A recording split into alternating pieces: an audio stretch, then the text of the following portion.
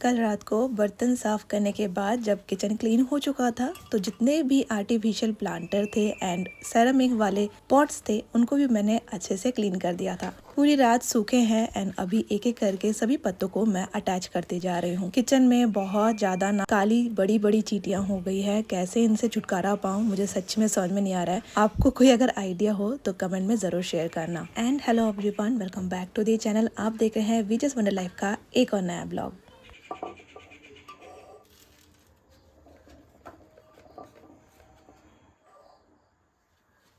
अगर मेरी तरह आपका भी घर स्टेशन से बिल्कुल नज़दीक है तो इन बातों से आप ज़रूर रिलेट कर पाएंगे कि सुबह सुबह चिड़ियों की आवाज़ से ज़्यादा एंजॉय हम लोग ट्रेन की आवाज़ करते हैं। जब भी सुबह सुबह ना ट्रेन का मैं हॉर्न सुनती हूँ, मुझे लिटरली ना एक इमेज सा सामने आ जाता है कि स्टेशन पे हूँ और घर जाने वाले हैं या फिर कोई आने वाला है। ऐसा टाइप का लगता है। कोलकाता में भी ना हमारा घर बहुत ज़्यादा स्टेशन के पास नहीं है, लेकिन कभी कभार जब ना हवा इस डायरेक्शन हमारे घर की डायरेक्शन में चलती है तो ट्रेन का हॉर्न ना बहुत ही क्लियरली सुनाई देता है। आज का जो ब्लॉग है ना फ्रेंड्स, वो थोड़ा सा बिजीएस्ट होने वाला है क्योंकि आज वाले ब्लॉग में ना ब्लॉगिंग तो कर ही रही हूँ मैं नॉर्मल रूटीन डे का, लेकिन उसके साथ साथ मेरी खुद की पर्सनल घर की कुछ काम है वो भी आज ना हम निपटाएंगे।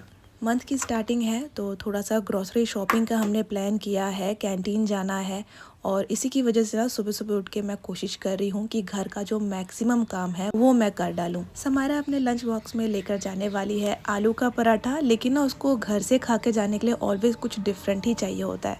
तो घर में ब्रेड था, आलू की स्टफिंग भी रेडी थी, तो मैंने ना जस्ट ब्रेड के अंदर ही स्टफिंग भरी एंड आलू ब्रेड सैंडविच उसके लिए रेडी करने लगी।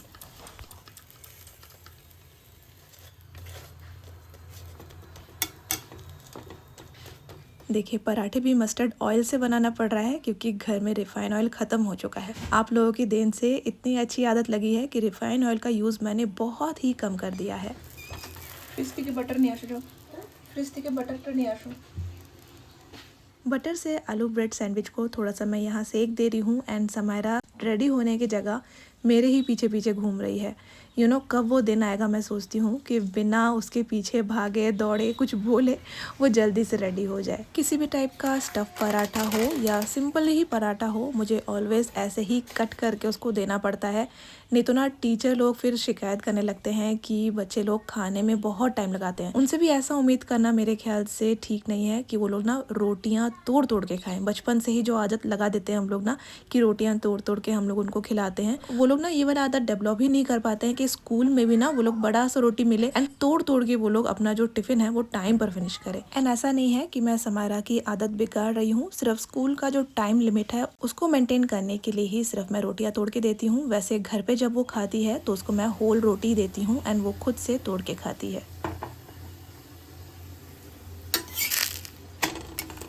तो मेरी जो साउथ इंडियन फ्रेंड्स है लक्ष्मी दीदी, वो कभी कभी ना आपने देखा होगा साउथ इंडियन जो खाना आता है उनके घर से ही आता है। तो मुझे पता चला रिसेंटली कि उनको आलू के पराठे बहुत ज़्यादा पसंद है। उनका बर्तन भी रखा हुआ था तो मैंने सोचा जब बन ही रहा है तो कुछ उनके लिए भी पैक करके भिजवा दूँ। तो यहाँ पर देखिए आलू के पराठे पैक हो गए हैं, मैं सीधा जा रही हूँ ये लेके उनके घर सो दैट ब्रेकफास्ट में ना गर्मा गर्म उनको आलू के पराठे मिल जाए। आजकल सिर्फ काम फिनिश करके मुझे छत पे आने का ही ना जल्दी रहता है, इसलिए क्योंकि बहुत ना प्यारे प्यारे फ्लावर इस मौसम में खिलने लगे हैं छत पे, जिनको देख के इतनी पॉजिटिव एनर्जी और इतनी खुशी मिलती है ना कि क्या बताऊँ।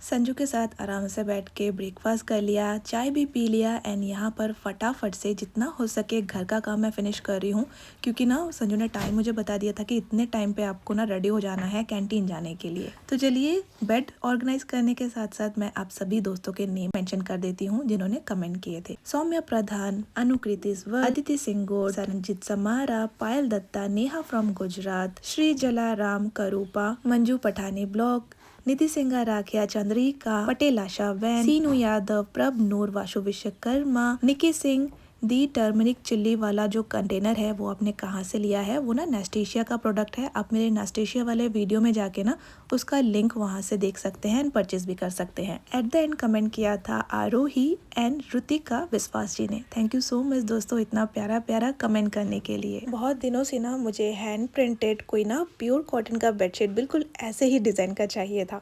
एंड फाइनली देखिए एक इंस्टाग्राम का पेज है शिवोहम लिविंग, वहाँ से मुझे PR पैकेज में ये वाला बेडशीट मिला।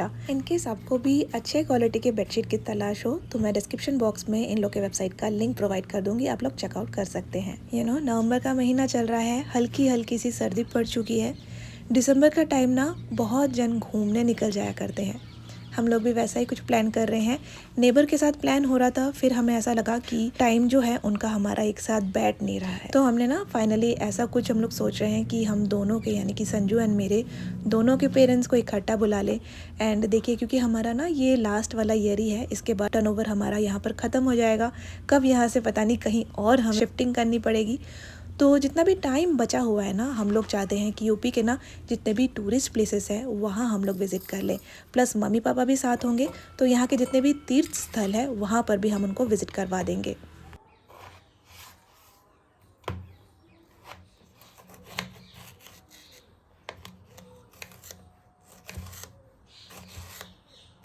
तो देखिए घर के मैक्सिमम काम निपटाने के बाद फटाफट से मैंने यहाँ पर लंच का भी प्रिपरेशन का तैयारी कर दिया है।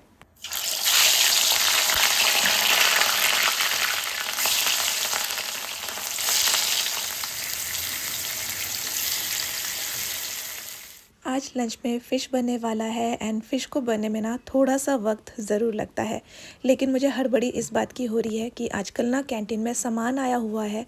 एंड जिस टाइम ना कैंटीन में हर एक टाइप के सामान अवेलेबल होते हैं, रश भी बहुत ज़्यादा होता है। तो रश अवॉइड करने के लिए मैं नॉर्मली देखिए सुबह के टाइम ही जाती हूँ, और आज तो समायरा भी नहीं है, मैं अकेली ही निकलने वाली हूँ।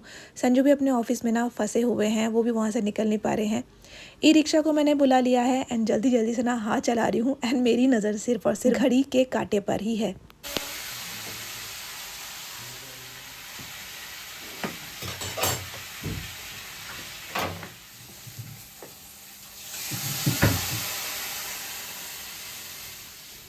तो ना इस बीच संजू का 2-3 बार फ़ोन आ गया है कि अभी तक तुम नहीं निकली हो, बहुत ज़्यादा रश हो गया है। तो देखिए फटाफट से मैं अभी ना हाथ चला रही हूँ। ऑलमोस्ट मेरा जो लंच है वो प्रिपेयर हो चुका है, लेकिन ना मुझे नहाने तक का वक्त नहीं मिला। जल्दी देखिए मैं कैंटीन आई हूँ, कैंटीन में आके देखा बहुत सारे ड्राई फ्रूट्स के वैरायटी आए हैं, सीड्स आए हैं अलग अलग टाइप के। ठंडियों के टाइम ना स्पेशली देखिए नॉर्मली हम सभी के घर में ना ऐसा होता है, हम बादाम ज़्यादा खाते हैं बॉडी को गर्म रखने के लिए। तो मैंने ना पहली बार पम्पकिन सीड लिया है क्योंकि कुछ नया ट्राई करना चाहती थी। पम्पकिन सीड एंड ना सनफ्लावर सीड मैंने ना पहले कभी ट्राई नहीं किया है। एक ना छोटे छोटे टाइप के पापड़ आए हैं, जो पापड़ होते हैं ना बड़े साइज़ के मसाला वाले, उसी के ना छोटे छोटे पीसेस वाले आए हैं। तो वैसा कुछ लिया मैंने, मुझे बहुत प्यारे लग रहे थे एक्चुअली। ये टेस्ट तो खैर इनका अच्छा होता ही है। समायरा के टिफ़िन के लिए निक नैक स्नैक के लिए यहाँ पर मैंने मैक्रोनी लिया है। डिटेल में ना क्या क्या लिया है ये तो जब मैं पैंट्री ऑर्गेनाइज़ करूँगी आपके साथ शेयर करूँगी ही। पोहा वगैरह लिया है, मोस्टली ना ब्रेकफास्ट के जो आइटम्स होते हैं वो मैं यहाँ से लेती हूँ। कैंटीन में ऑर्गेनिक जो दाल होता है मिक्स वाला, वो बहुत ज़्यादा अच्छा मिलता है। इस बार मैंने कैंटीन में देखा कि स्लीपर्स आए हुए हैं, घर में चाहिए था तो मैंने 2 जोड़ी ले लिए हैं, एक मेरे लिए एंड एक संजू के लिए। तो ये वाला बेज एंड ब्लैक दोनों कलर मुझे बहुत ज़्यादा पसंद आ रहे थे। एक मैं सोच रही हूँ संजू के लिए ले लूँ एंड ब्लैक वाला मे भी मैं पहनूँगी।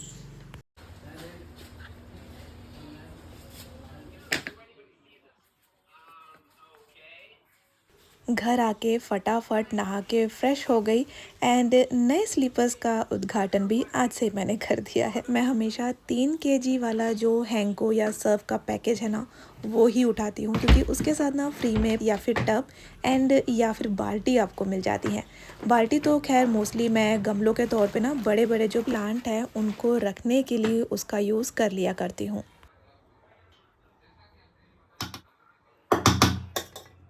कैंटीन में सही में बहुत लंबा लाइन पड़ा था एंड ना बिल कटवाते कटवाते समायरा भी अभी घर पर आ चुकी है। देखिए फटाफट से लंच मैंने यहाँ पर सर्व किया है एंड संजू भी ऑफिस से आ चुके हैं। फटाफट से यहाँ बैठ के अपना फेवरेट सीरियल देखेंगे या फिर कोई मूवी लगाएंगे, क्योंकि बहुत दिनों बाद ना तीनों इकट्ठा बैठ कर ना लंच कर पाएंगे, ऐसा होता नहीं है। मोस्टली छुट्टियों के दिन ही होता है, नॉर्मल वर्क डे पे तो बिल्कुल भी पॉसिबल नहीं हो पाता है।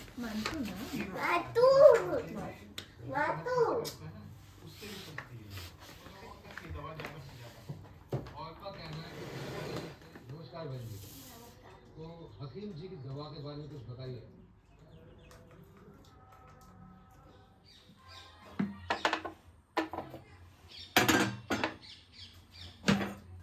जैसा कि आप लोगों ने देखा ही होगा, कुकिंग के जस्ट बाद ही मुझे निकल जाना पड़ा था, तो ना गैस ओवन का साफ़ सफाई भी मैं नहीं कर पाई थी एंड उस टाइम तक ओवन बहुत ज़्यादा हीटअप हो चुका था। पहले मैं लेकिन गर्म रहते ही साफ़ कर लिया करती थी, लेकिन कमेंट के थ्रू बहुत सारे दोस्तों ने ना अपना कंसर्न शेयर किया एंड उसके बाद से ही कम्प्लीटली ठंडा होने के बाद ही मैं क्लीन करती हूँ।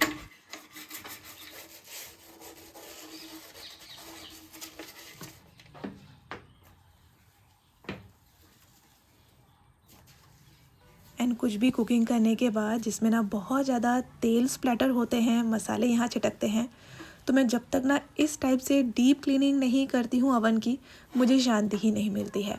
एंड फिश तो आपको पता ही है कितने इसके ना जो ऑयल है वो यहाँ वहाँ स्प्लैटर होते हैं।